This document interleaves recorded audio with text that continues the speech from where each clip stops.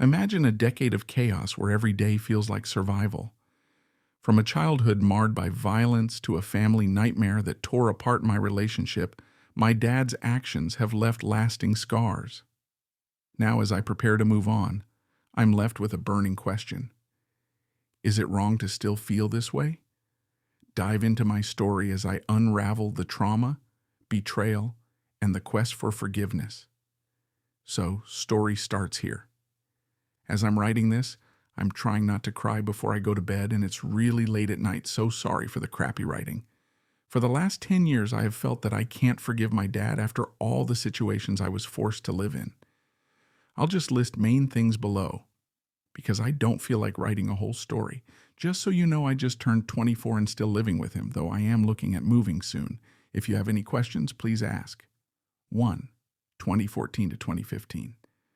During the never-ending long divorce with my biological mom, whenever I stood up against my dad's aggressive behavior, he would either threaten to knock me out or would put me against the wall screaming in my face. During this time, I forced myself into isolation in my safe space because I couldn't handle the constant fighting. All I had to distract myself was video games and to make films in my backyard. Sadly, when I watch those films, I feel sick by how depressed I looked on camera.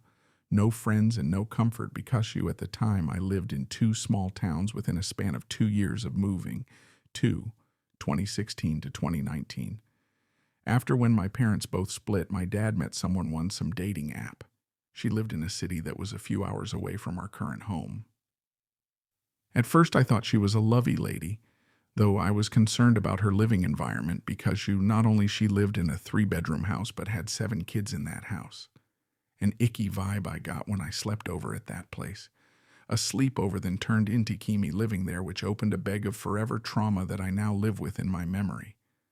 The household never felt safe. The children there always stole from within the home and many stores.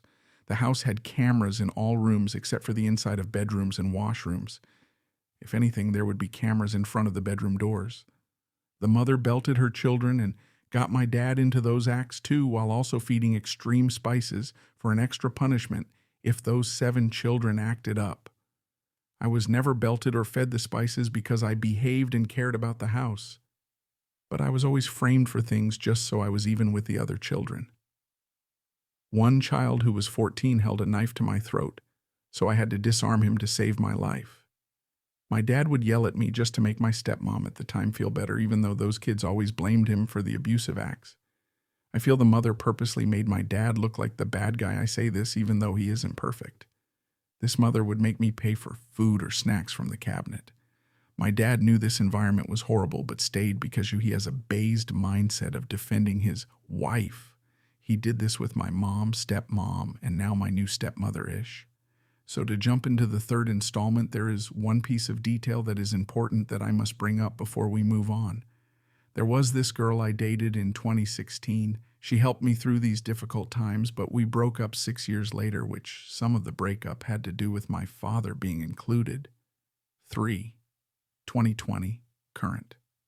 So after the long years of being a freead to live in that household, my dad finally broke it off with that woman. Shit hit the fan, and him and I were trying to move to a place last minute. My girlfriend at the time offered us to stay with her and her mother. We did.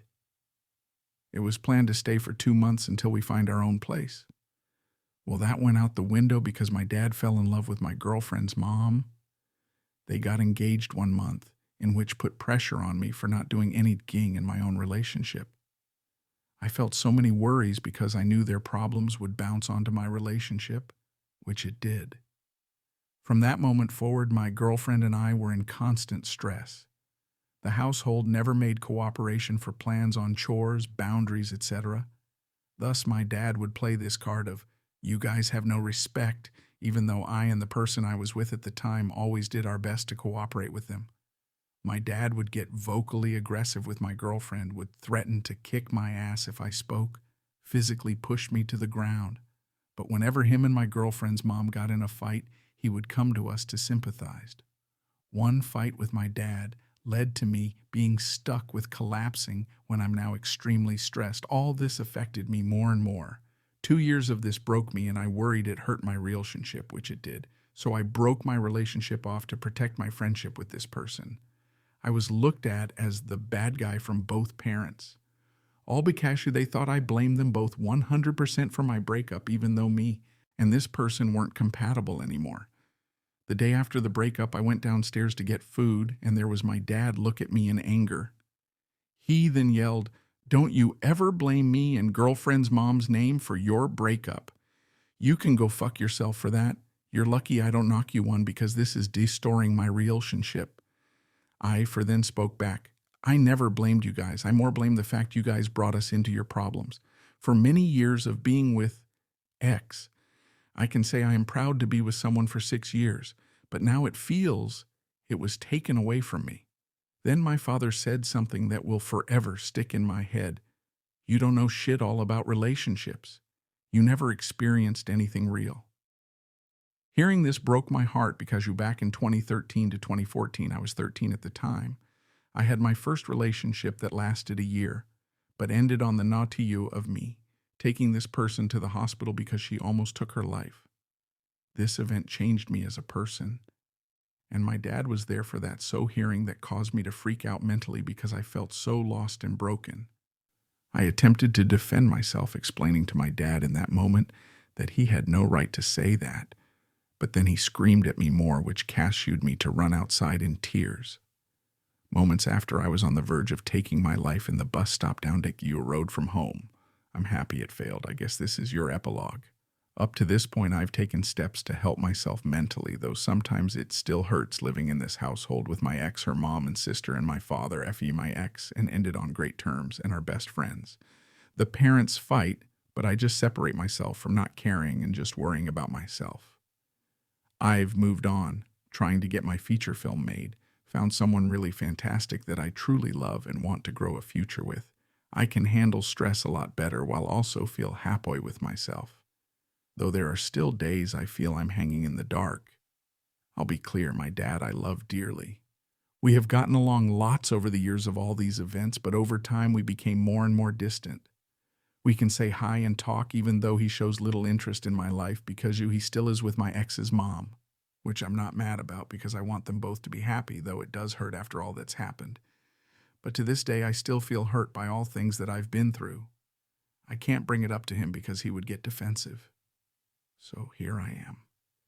I was thinking of injecting some of these themes into my film as a way to accept it, but when I see my dad, it hurts knowing he did all this to me, including the fact he never cares to call my sister, who's far from us with 2 children. Am I an ass for not letting go of these things? The metaphor I got is, once you're on the leash, you have to follow your owner everywhere until you break free.